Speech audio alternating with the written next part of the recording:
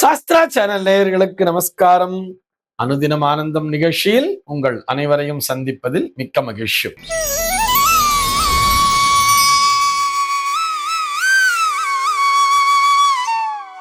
இன்று 30/11/2025 இந்த நாள் குறித்து பஞ்சாங்கம் என்ன சொல்றதுன்னு பார்க்கலாம் வாங்கோ. இன்றைய தினம் விஸ்வாவசு வருடம் கார்த்திகை மாதம் 14ஆம் தேதி ஞாயிற்றுக்கிழமை. திதி பார்த்தோம்னா வளர்பிறை தசமி திதி இரவு 9:29 வரைக்கும் இருக்கு. அதனை தொடர்ந்து வளர்பிறை ஏகாதசி திதியானது வந்து விடுகிறது.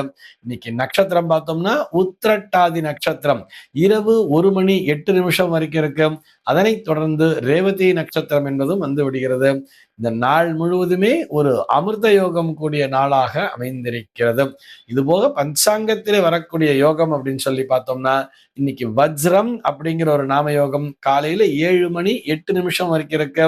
அதனை தொடர்ந்து சித்தி அப்படிங்கிற ஒரு நாம யோகமானது வந்து விடுகிறது.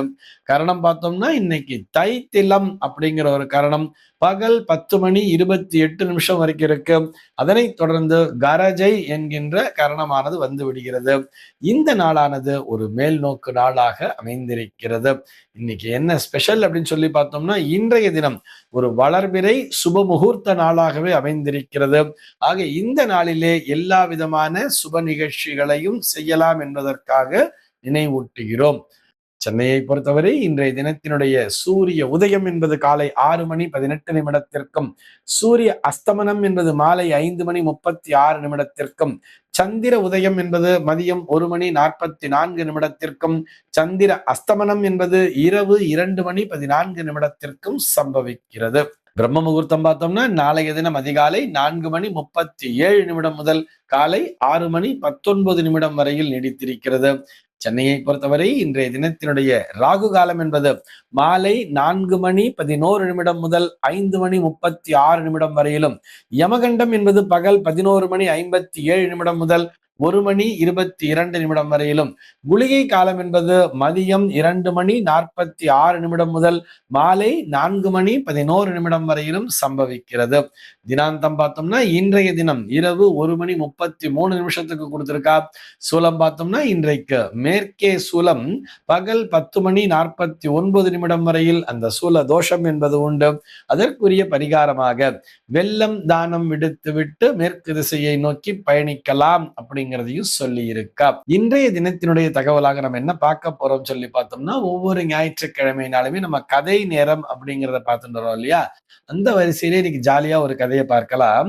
அட்ஜஸ்ட்மெண்ட் அப்படிங்கிற பேர்ல ஒரு கதை. அதாவது ஒரு ஊருக்கு ஒரு மனிதன் புதிதாக குடி வருகிறார். வெளியூர்ல இருந்து டிரான்ஸ்ஃபர் ஆகி வரா.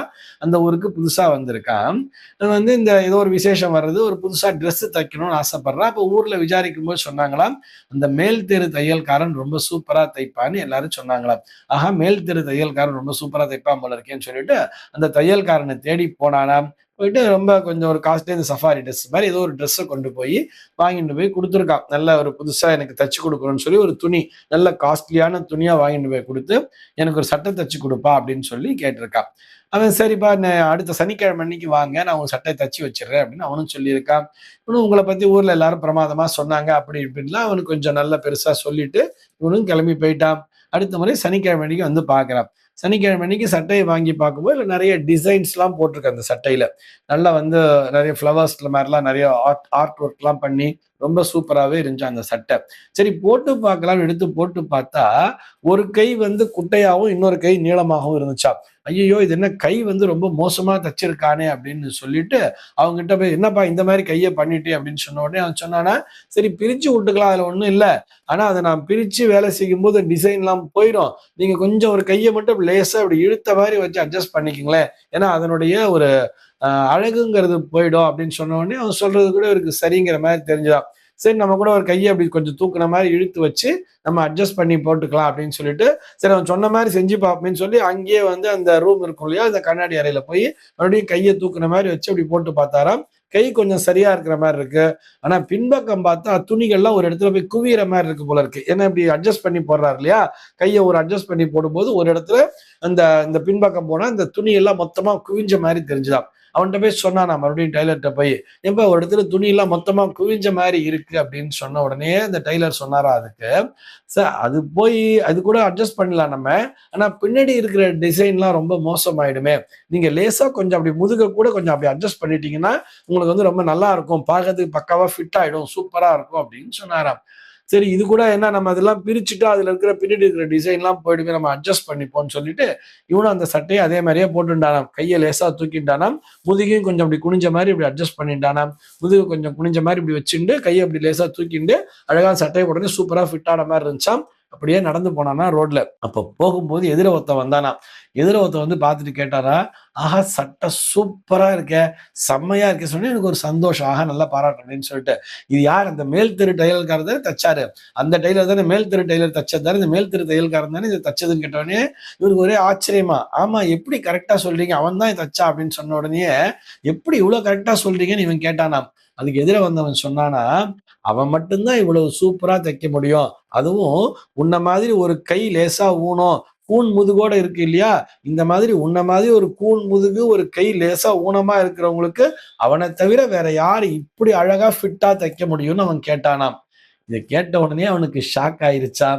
இப்ப என்ன ஆச்சு? இவன் அட்ஜஸ்ட் பண்ண போயி, இவனை வந்து இவனுடைய உடம்பெல்லாம் இவனுக்கு நல்லாவே இருக்கு. அங்கஹீனம் எதுவுமே இல்ல. இருந்தாலும் இவனுடைய ஒரு கை ஊனமாகவும், இவன் ஒரு கூன் முதுகினைப் போலவும் எதிர வந்தவன் நெனச்சுட்டான் இல்லையா? ஆக இந்த கதையிலிருந்து நமக்கு என்ன தெரியறதுன்னு சொன்னா, அட்ஜஸ்ட்மென்ட்ங்கிறது வாழ்க்கையில தேவைதான். ஆனால் அது எங்கே, எந்த அளவிற்கு அந்த அட்ஜஸ்ட்மென்ட் இருக்குங்கிறத தெரிஞ்சுக்கணும். நம்ம ரொம்ப அட்ஜஸ்ட் பண்ணி போக போக மற்றவருடைய கண்களுக்கு நாம் இயலாதவனாகத்தான் தெரிவோம் அப்படிங்கிறதையும் புரிஞ்சுக்கணும்.